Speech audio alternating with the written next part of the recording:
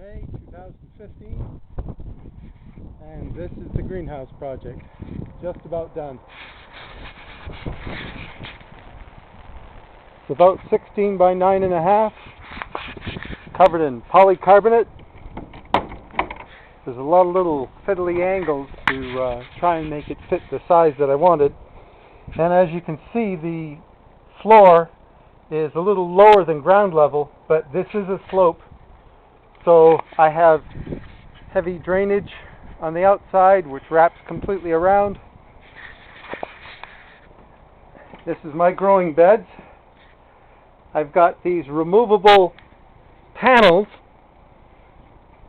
which have screen, as you can see, all the way across, which allows for many square feet of ventilation, plus these under the eave vents, which when the heat really builds up in here, it's going to draw the heat up to those large vents up there, and those are approximately 32 square feet or 34 square feet of ventilation, plus they have top vents as well.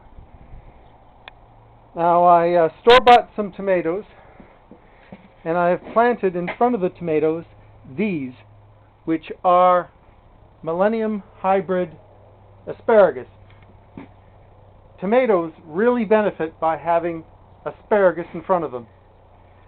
The roots actually complement the chemical makeup of the soil that are beneficial to tomatoes. These over here, these 4 plants in the corner, those are peanuts. And I've grown peanuts before as a novelty, and I'm growing them now. Most of this here, in between, is Detroit dark red beets, and I have various lettuces and bok choy and lobak and some radishes.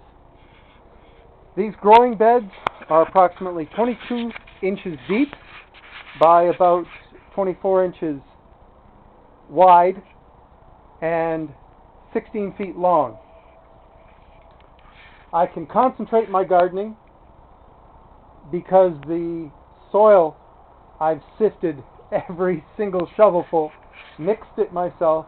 On the bottom is layers and layers of wood chips, soil, rotted leaves, and peat moss, as well as the amended soil. So by the time I got to this finished layer in the top, this stuff's like chocolate cake. Now I've used cement boards. They're thin, they're impervious, they're waterproof, and they also reflect the light. As you can see, I had to make it as white as possible. Since this is the north side of a building, I have to grab as much light as I possibly can. And I have my GFI outlet. I've got, as you can see, a space in behind, and that space not only double walls, but it's going to be filled with heavy aggregate as a drain, because this is all going to be soaked down once I put my automated watering system in, which is just going to be like a drip hose over top with a timer.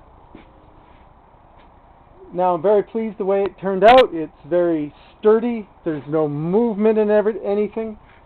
I've got 9 different 4x4 posts cemented. Each one is cemented 3 feet in the ground. I don't think this is going anywhere. We've already had 80-kilometer-an-hour winds. Nothing seemed to have harmed it. Temperature in here right now is just around 50 because it's a chilly morning. Now these are my national pickling and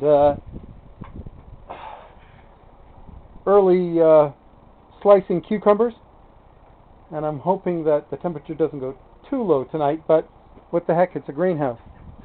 It's a lot easier to shade the greenhouse than it is to add more light. So that's why I got the clearest material I can. this material has a barrier within it that's not going to wear off, that has UV protection. Now the UV protection is the same as what you have on sunscreen. I'm going to spend a lot of time in here. I don't want to get cancer or cataracts.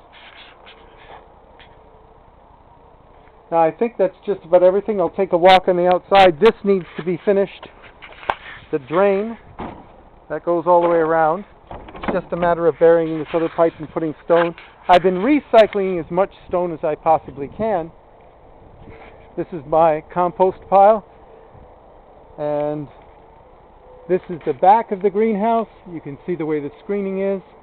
It's not really for bugs, it's mainly for critters, birds, and whatever else tries to get in. Now this, believe it or not, look at the amount of dirt that I dug out just to put the greenhouse in. That's all shovelful by shovelful, no machinery. Now I've taken a number of trees out in order to maximize my light. I don't think it bothered anything. There's lots of trees around. But, and this, I started using this type of material. This is my potato bed, which I'm going to turn into a raised bed. And I'm layering it.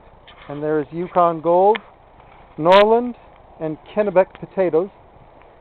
And what I'm going to be doing is just putting successive layers as they come through. I've done that before. And it works out very well.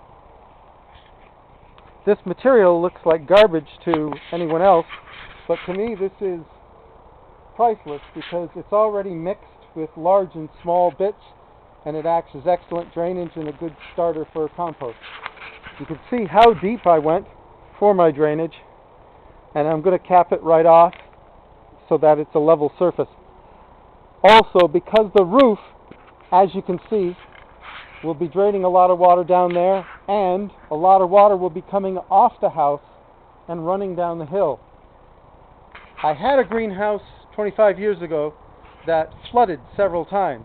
It was level with the house that was near it, but none of the runoff had anywhere to go. This is different. I've decided to put all the pre-planning into it so that I don't have to do it later on.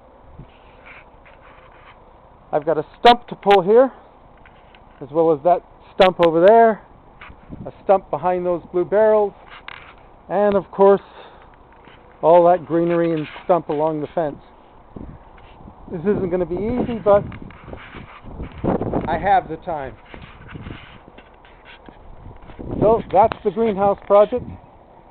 May 13th, 2015. I hope you like it.